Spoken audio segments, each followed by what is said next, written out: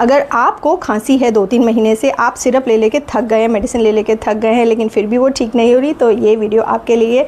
किसी भी तरह का क्रॉनिक कफ है, ब्रीदिंग इश्यूज़ हैं, या फिर आपको बलगम है छाती में, थ्रोट इरिटेशन है, आपका कॉफ वेट है या ड्राई है, तो ये जो आयुर्वेदिक फॉर्मुलेशन है ये रामबाण की तरह काम करता है।